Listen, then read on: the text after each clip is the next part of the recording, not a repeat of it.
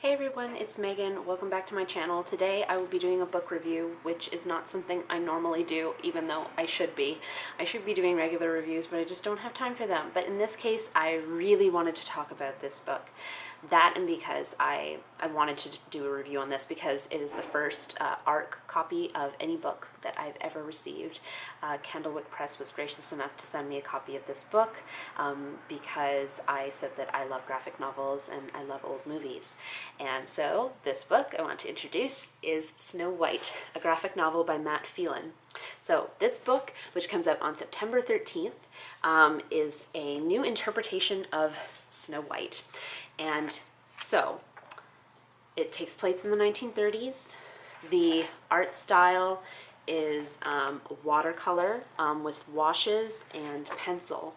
And so essentially it's Snow White told in like 20s, 30s, kind of depression, New York City, and Snow White herself, I believe, is the daughter of a famous actress, or she's a daughter living with her father, and he falls in love with an amazing, mysterious, evil stepmother, it turns out, showgirl. And she captures his heart, marries him for his money, and you know the story of Snow White. As she gets older, she becomes more beautiful than her stepmother, and the dad dies. And in order to, I believe, keep the inheritance is part of it, but it's also, instead of the magic mirror, there's a ticker tape. So vintage, that says, like, you were not the fairest one of all. And she, I believe, hires a butcher, like, you know, like a New York butcher, to kill Snow White. So anyway, the story goes from there. When she runs away, she meets these 7 little boys, 7 little orphan, homeless boys that are running around New York City. And so they're her 7 dwarfs. I love it. I really enjoyed this book. I loved the artwork and the fact that it is used. Yeah, see, there's the ticker tape instead of the magic mirror. Like, just to give you an idea of what that is, I'm trying to remember what it is. It's like a machine that feeds you information.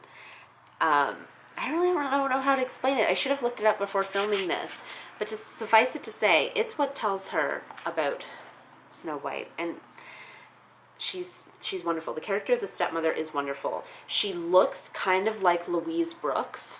If you don't know her, she is a silent film actress of the 10s and 20s, I believe. She had a rotten ending. But anyway, I will definitely say my favorite part of the story was the artwork itself. And the fact that while there isn't a lot of dialogue, like not a whole lot of dialogue, like I feel like there's necessary dialogue, which I appreciate. I more enjoy dialogue, I guess, than not. But at the same time, my favorite part about this was the fact that the author, the illustrator, used the pictures to tell the story, and that dialogue wasn't inherently necessary. Like, it wasn't necessary all the time. The pictures carried the story. And I think that's a very impressive feat. I think that's very difficult to do, but it was done very well in this case. I love the chapters, dividing the chapters, the chapter headings, the fact that they look like title cards from old movies. I love that too. So it was a very beautiful mixture of art, like watercolor washes, charcoals, pencils, mixed with the classic fairy tale of Snow White and New York City, based at that period of time that just feels very old Hollywood. Would I recommend this? Yes. Yes, I would. I wanted to do an honest review here. Like, there was nothing I really disliked about it, except that I personally enjoy more dialogue than not.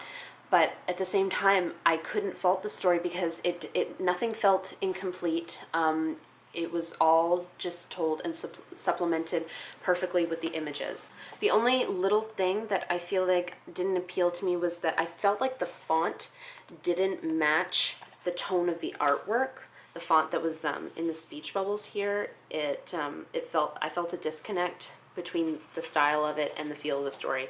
I don't know what other font they could have chose. I don't know. It's just a weird little thing that I noticed about it, but it really didn't impact my view on the story at all. If you love Snow White and you love adaptations and like modern reinterpretations of it, I thought that this was very well done. So I would definitely read this if I were you. If you love fairy tales and if you love old movies set in the 1920s or 30s, I would definitely pick this up. I thought it was a beautiful marriage of old fairy tale versus new art and vintage Hollywood. I thought that was really cool. So that is it for this video. I hope you enjoyed my review of this. If you, I would comment down below and let me know if you are thinking of picking this book up too. I'm kind of curious to see if this will take off on BookTube. I hope that it does, because I definitely think it should, and I definitely think that it is a book that should be enjoyed by many. Anyway, thank you so much for watching. I hope you have a great week, and I shall see you soon with another video. Bye everyone.